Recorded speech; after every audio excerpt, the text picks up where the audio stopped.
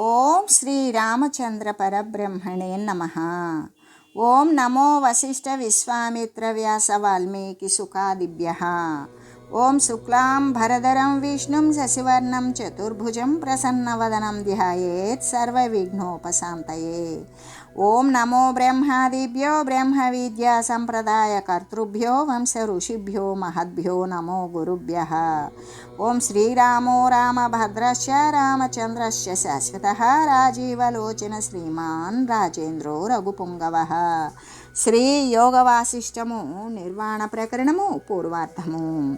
అయితే మహారాజా, ఈ కారణమున ఎంతవరకైతే మనం ఇరువురుము కూడా యవనము నుండి మరి జారుతామో ముసలవారమవుతామో అంతవరకు కూడా ముసలవారమయ్యే వరకు కూడా పుష్ప సమూహాల చేత వృక్షములాగానే మనం గృహమునందే నిలిచి ఉందాము. పుష్పాల చేత లతల వంటి కేశాలు అంటే మన జుట్టు తెల్లబడిపోయినా ముసలితనము గుర్తుగా మనం ఎప్పుడైతే అటువంటి శిరాలు అంటే తెల్లబడిన జుట్టుతో శిరస్సులు కలిగి ఉంటామో అప్పుడు మనం సరోవరం నుండి హంసలలాగానే మనం అరణ్యానికి వెళదాం. సమయం కాని సమయంలో ప్రజాపాలనం వదిలివేయడం అనేటువంటిది రాజునికి రాజ్య చిత్రం గురించినటువంటి ఒక గొప్ప పాపం అనేటువంటిది సంభవిస్తుంది. ఇంకా కూడా సమయం ప్రాప్తించక మునిపే కార్యం చేసేటువంటి రాజును ప్రజలు నిరోధిస్తారు. ఆ కార్యము నుండి కూడా తమ ప్రభువును భృత్యులు సేవకులు పరస్పరము ఒకరితో ఒకరు నివారించుకుంటారు కదా అనే చెప్పగా అప్పుడు శిఖిధ్వజుడు ఇలా అంటూ ఉన్నాడు, ఓ కమలనేత్రి, నాకు పుట్టినటువంటి నా కోరిక ప్రకారం ఈ కార్యం నా ఇష్టం అయినటువంటి ఈ కార్యాన్ని నీవు ఆటంకపరచవద్దు. దూరమైనటువంటి ఏకాంతమగు అరణ్యానికి వెడలినట్లుగానే నన్ను ఇప్పుడు భావించు. ఎందుకంటే సుకుమారివైన నీవి ఇంకను కూడా బాలికివి సుకుమారివి కాబట్టి అరణ్యాలకి ఏగడం రావడం వెళ్ళడం అనేటువంటిది నీకు తగదు. వనవాసము పురుషులకు కూడా అతి కష్టమైనటువంటి కార్యము కాబట్టి అతి కష్టసాధ్యమైనదే అవుతూ ఉన్నది.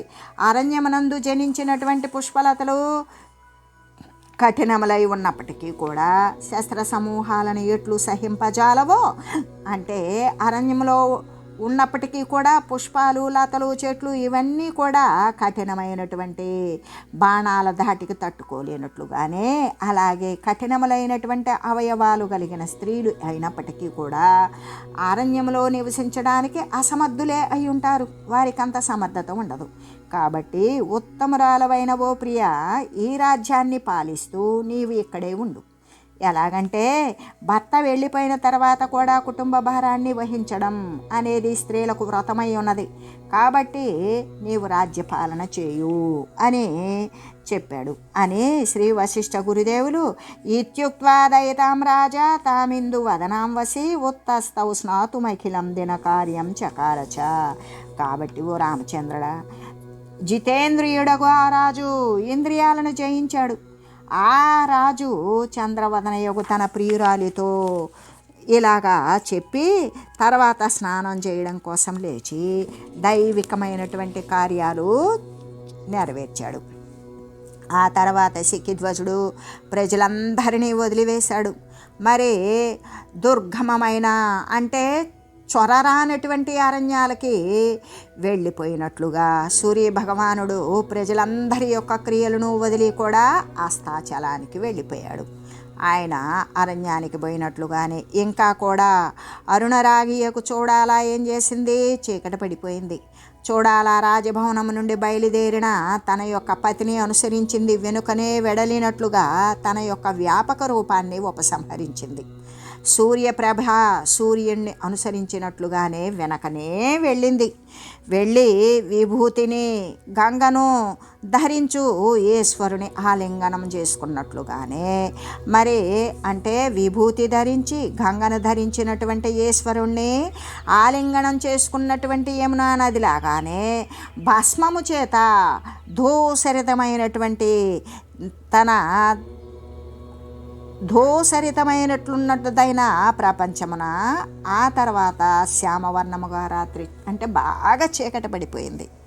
సంధ్యాకాల మేఘాలు దంతాలు ధరించినవే ఆ యొక్క తమాల వృక్షాలను అంటే కానుగ చెట్లకు బాలకులోడి ఎందుగలివిని అయినట్లుగానే చంద్రిక అనేటువంటి హాస్యముతో కూడినవే మండలం ఆకారముగా దిక్కులు విలసిల్లుతూ ఉండగా దినము యొక్క శోభయు అంటే దిననాథుడు సూర్యుడు అనేటువంటి దంపతులు దేవోధ్యానమయమగు మేరు పర్వతము యొక్క ఆవలి తటాన్ని క్రీడించడానికి వెలుచూ ఉండగా తాపముతో కూడినటువంటి తీక్ష్ణమైనటువంటి కిరణాల చేత విడువబడిన మేరు యొక్క ఆవలి తటమునందు తీరమునందు రాత్రియు చంద్రుడు నిశానాథుడు అయినటువంటి దంపతుల క్రీడార్థమై ఏతించుచుండగా ఆకాశము అనేటువంటి మిద్దెపై ఉండేటువంటి దిక్కులు అనేటువంటి స్త్రీల చేత చల్లబడిన మంగళకరమైన పేలాలులాగానే అత్తరి తారాగణాలు కూడా కనిపించినాయి, అంటే నక్షత్రాలు కనపడినవి. అప్పుడు ఇంకా కూడా అప్పుడు చంద్రుడనే ముఖము కలిగినది, చీకటి వర్ణయుతముగా నల్లగా ఉన్నటువంటి కనిపించినటువంటి తన యొక్క ప్రియుని వెతకటంలో అలసటను పొంది ఇక కుముదము అంటే కలువలు అనేటువంటి పుష్పాల చేత హాస్యముతో కూడుకొని ఉన్నది అయినా ముకులించినటువంటి కమలాలను, అంటే సూర్యుడు అస్తమిస్తే కమలాలు ముకులించుకుపోతాయి, కలువలు వికసిస్తాయి చంద్రోదయము చేత. ఆ విధంగా కమలములు అనేటువంటి స్థనములు కలిగినదా అగు రాత్రి అనేటువంటి స్త్రీ యొక్క యవ్వనాన్ని దాల్చింది. అంటే రాత్రి అనేటువంటిది బాగా విస్తరిల్లింది. ఆ సమయంలో శిఖిధ్వజుడు ఏం చేశాడు? సంధ్యాది కార్యాలు నెరవేర్చాడు. మైనాక పర్వతము మరలా సముద్రమునందు నిద్రపోయినట్లుగానే తన ప్రియురాలు యొక్క చూడాల యొక్క సేన స్థానమున నిద్రించింది. తర్వాత అర్ధరాత్రి సమయంలో దేశమంతా కూడా శబ్దరహితమైంది. ఘనీభూతమైనటువంటి నిద్ర అనేటువంటి శిలాకోశమున జనులందరూ కూడా నిద్రిస్తూ విలీనులై ఉన్నారు. కమలమునందు భ్రమరములాగానే తన యొక్క శయనమున కోమల వస్త్రముపై చూడాల గాఢ నిద్రపోతూ ఉన్నది.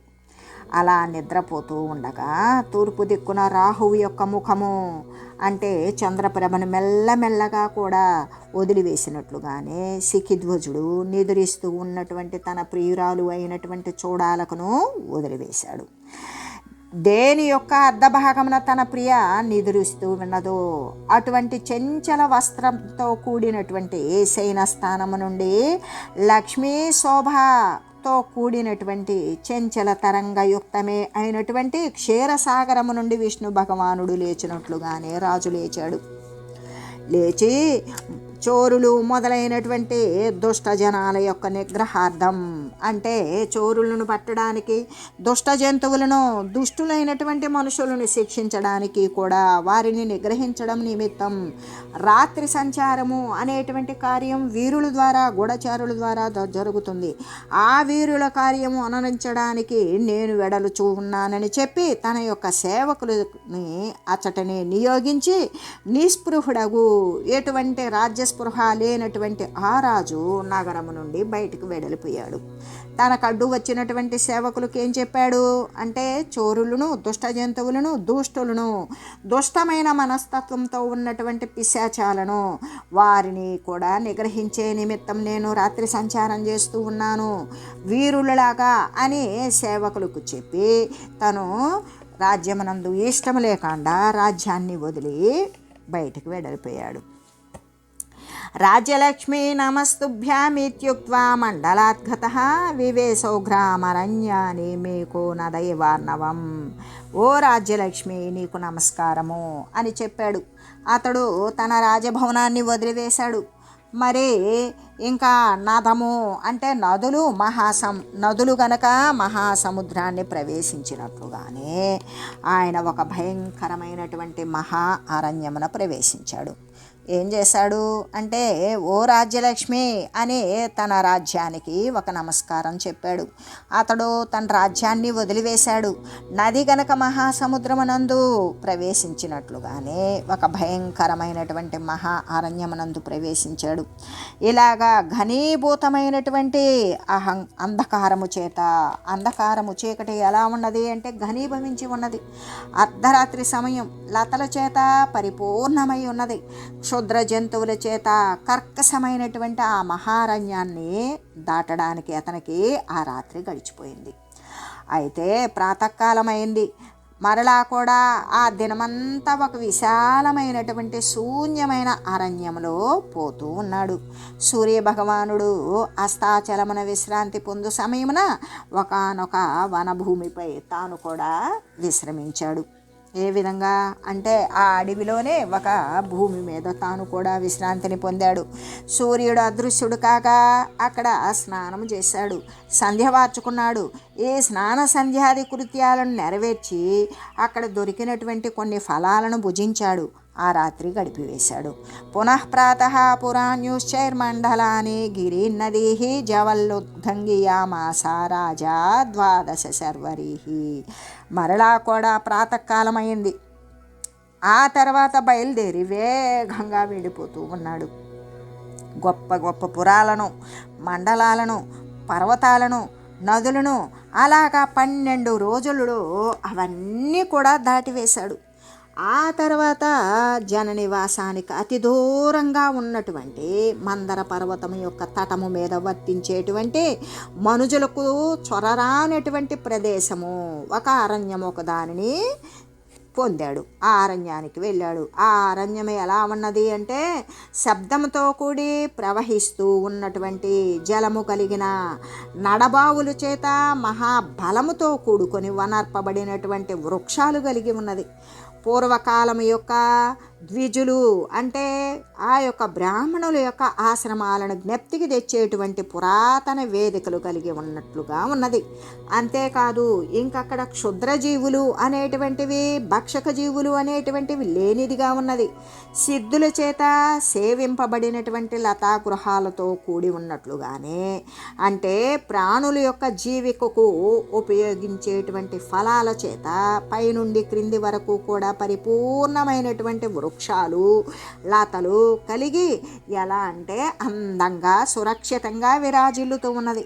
తత్రైకస్మిన్ సమే శుద్ధే స్థలే సలిలమాలితే శీతలే సద్వల శ్యామ స్నిగ్ధే సఫల పాదపే సమంజరీభిర్వల్లీభిః సచకారోటజాలయం ప్రావృట్కాలః సవిద్యుద్భిర్నీలాద్భ్రైరవ పంజిరం. అక్కడ జలము చేత నింపబడి ఉన్నది. చల్లదనంతో ఉన్నది. పచ్చని గడ్డి చేత మళ్ళీ శ్యామల వర్ణంతో కూడుకొని ఉన్నది. మనోహరంగా ఉన్నది.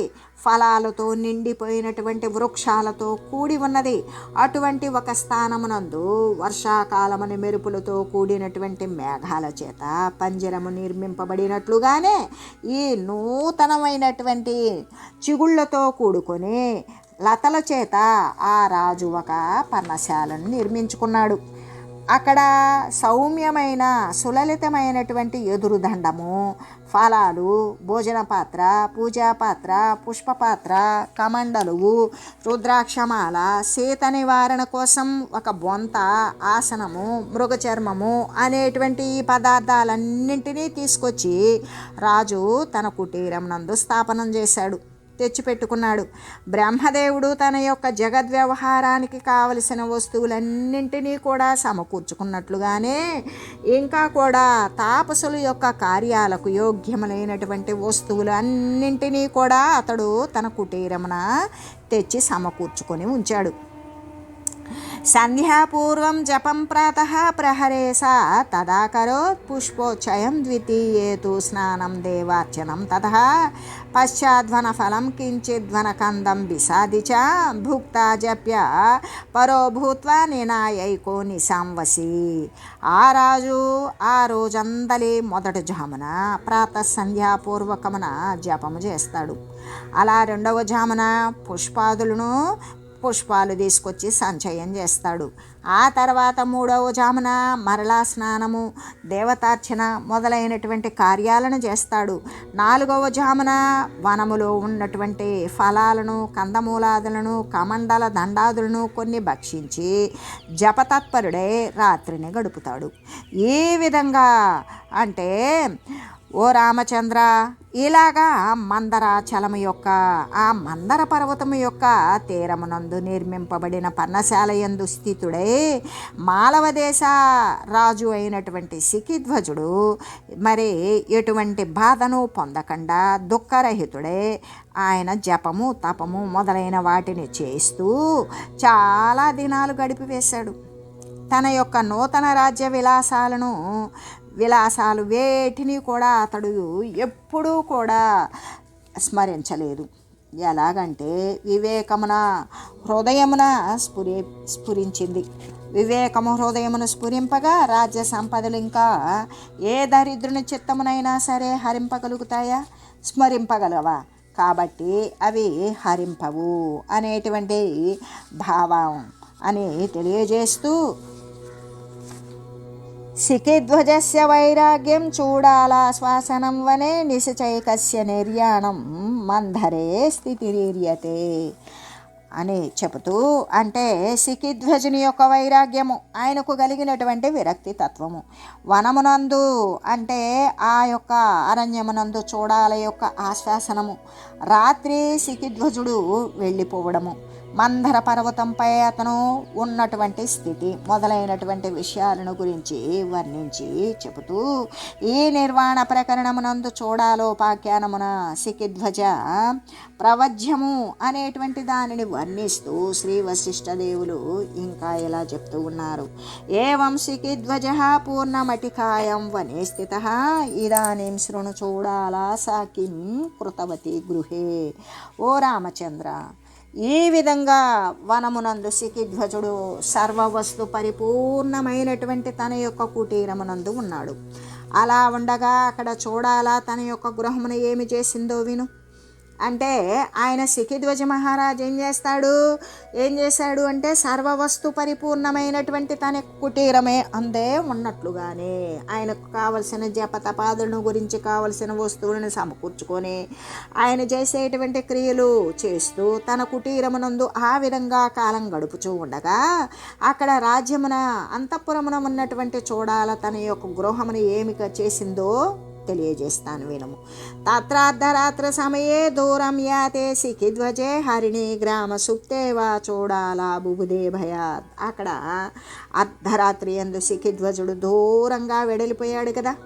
గ్రామమందు నిద్రిస్తున్న లేడిలాగానే భయము చేత ఆ రాణిని మేల్కొన్నది.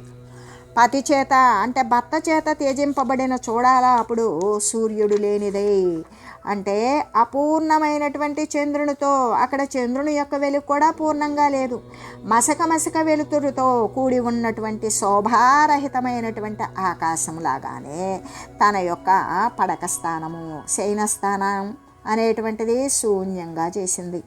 మ్లానముఖి అయి బాధతో కూడుకున్నటువంటి ముఖము చేత మరి ఖేదయుక్తయై దుఃఖముతో కూడినది అయి ఉత్సాహము అనేటువంటిది నశించినది అయి ఆ అవయవాలు అనేటువంటి పల్లవం చిగురుల వంటి అవయవాలతో కూడినది అయి క్షారాదియుక్త జలముల చేత సేచనము చేయబడిన మహాలతలాగా.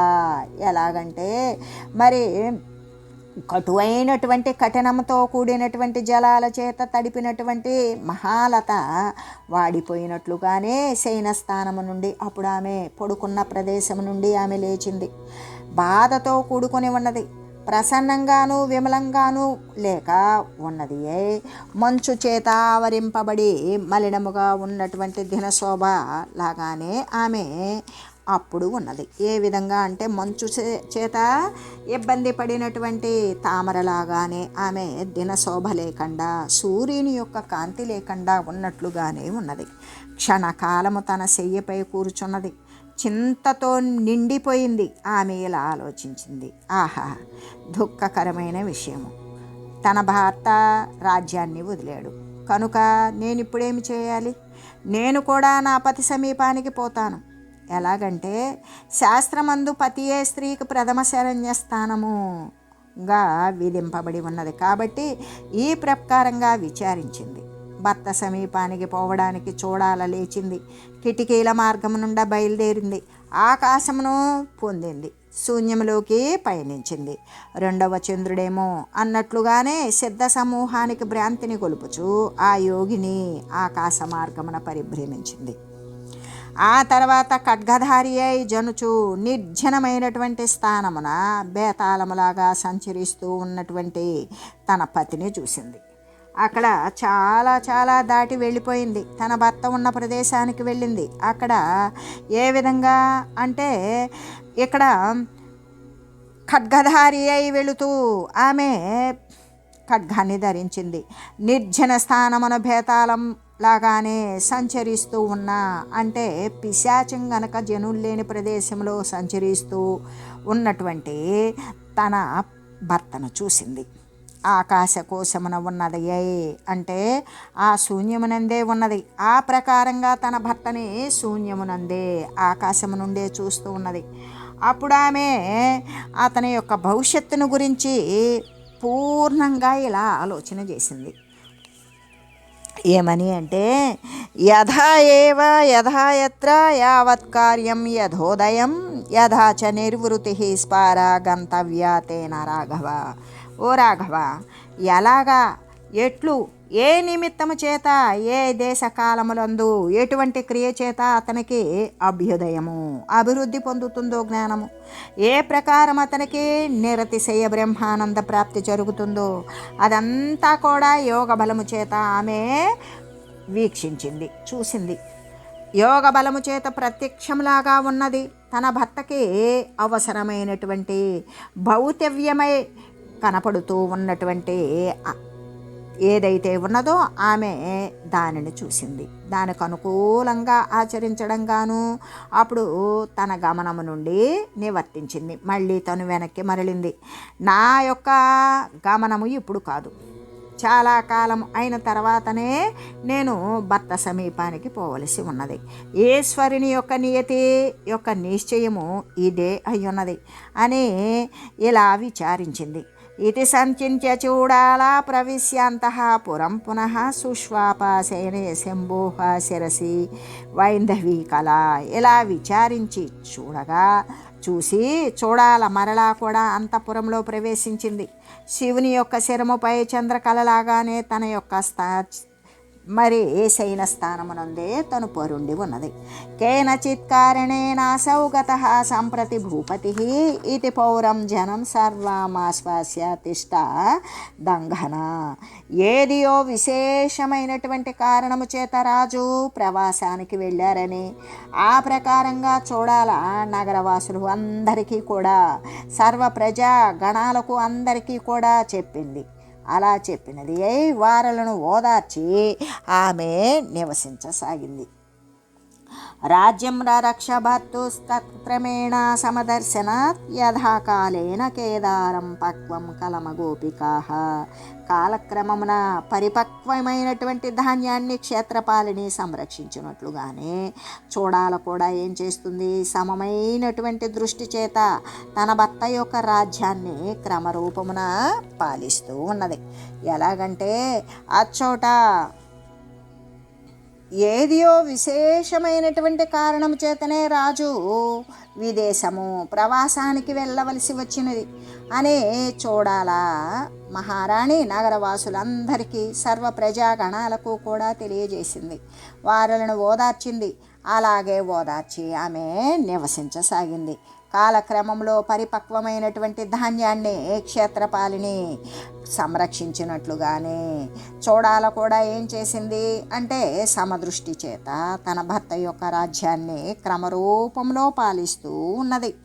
అయితే ఒకరి ముఖాన్ని ఒకరు చూడని వారు రాజ్యము అరణ్యమును కూడా క్రమంగా భావించువారు అగు ఆ స్త్రీ పురుషులకి ఇరువురికి కూడా కాలం గడుస్తూ ఉన్నది. అంటే ఒకరి ముఖాన్ని ఒకరు చూసుకోకుండానే చాలా కాలం గడిచిపోయింది. ఈ విధంగా శిఖిధ్వజునకు వనమందు చూడాలకు తన రాజమందిరమునందు దినాలు, పక్షాలు, మాసాలు, ఋతువులు, సంవత్సర రూపకాలం కూడా గడుస్తూ వచ్చింది. బహునాత్రకి ముక్తేన వర్షాన్యష్టాదశాంగన చూడాలో వాచ సదనే వసగుచ్చే శిఖిధ్వజ. అసలు ఇన్ని మాటలేమొచ్చాయి అంటే 18 సంవత్సరాల వరకు కూడా మరి చూడాల తన యొక్క రాజ్యభవనమునందు మరి శిఖిధ్వజుడు ఆ యొక్క అరణ్యమునందు ఆ వన సమూహంలోనే నివసించారు, ఎవరికి వారుగానే. అంటే 18 సంవత్సరాల వరకు కూడా చూడాల రాజభవనమునందు ఉన్నది శిఖిధ్వజుడు ఆ యొక్క అరణ్య సమూహమునందే వసించారు, ఎవరికి వారే ఒకరు చూసుకోకుండా అనే చెబుతూ బత్తు సమీపగమనే మమకాలోయమిత్యదా సంత్యంత్యమంధరోపాస్తం గంతుం బుద్ధిం చకారస చచారాంతః పురాధ్రాత్రౌ తతారా నవసహ పదం. ఆ తర్వాత చాలా సంవత్సరాలు గడిచిపోగా మరి ముసలితనము చేత వార్ధక్యము చేత గ్రస్తుడైనటువంటి శిఖిధ్వజుడు మహాపర్వతము యొక్క గుహల యందే నివసిస్తూ ఉండగా అప్పుడు పతి యొక్క రాగము, ద్వేషము మొదలైనటువంటి కటు కషాయాలు ఎంతవరకైతే పరిపక్వము కాకుండా ఉంటాయో అంతవరకు కూడా వేచి ఉన్నది. ఆ తర్వాత చూడాలా తన భర్త యొక్క బోధన రూపమైనటువంటి ఆత్మకార్యము భవిష్యత్తును బట్టి భర్త యొక్క సమీపానికి పోవటానికి నాకు తగినటువంటి సమయం ఇది అని ఆలోచన చేసి మందర పర్వతారణ్యమునకు ఏగడం కోసం నిశ్చయించింది.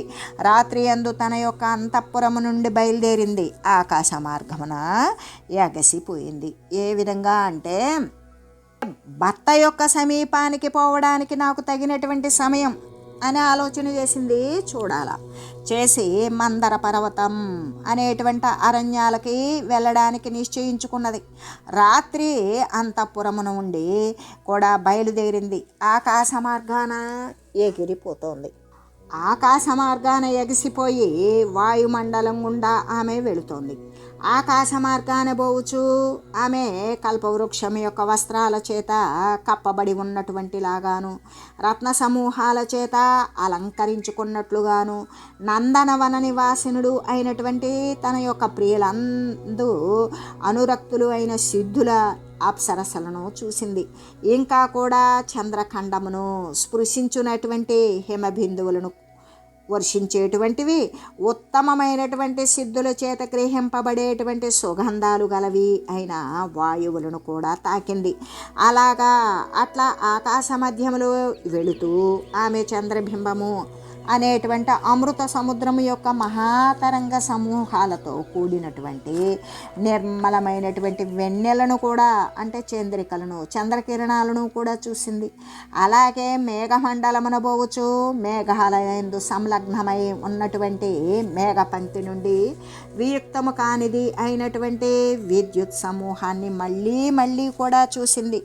ఇలాగా వానిని చూచి తన మనసులో ఇలా అనుకున్నది, ఆహా, జీవిత పర్యంతము కూడా ప్రాణుల యొక్క స్వభావము అనేది శమింపదు కదా. నా మనస్సు కూడా ఉత్కంఠితమే అయ్యింది. ప్రేమయందు నిమగ్నుడును సింహము వంటి భుజస్కందములు కలవాడు అగు నా ప్రాణప్రియుని మరలా నేను ఎప్పుడు చూస్తాను? ఏమి వివేకము చేత వివేకము మొదలైనటువంటి బోధింపబడినదే అయినప్పటికీ కూడా నా మనసు ఉత్కంఠితమే అగుతూ ఉన్నది. అనేక వివేకాదులు సత్యము అసత్యము గురించి తెలిసి ఉన్నటువంటి దానినే అయినప్పటికీ కూడా నేను నా మనసు ఉత్కంఠితాన్ని నిగ్రహించలేకపోతున్నాను. అనేక మొగ్గలతో కూడుకొని ఉన్న లతలు తమ పతి యొక్క వృక్షాన్ని క్షణకాలమైన విడువుకయున్న విధంగానే నా మనస్సు కూడా నా యొక్క ప్రియుని కోసం బాధను చెందుతూనే ఉన్నది.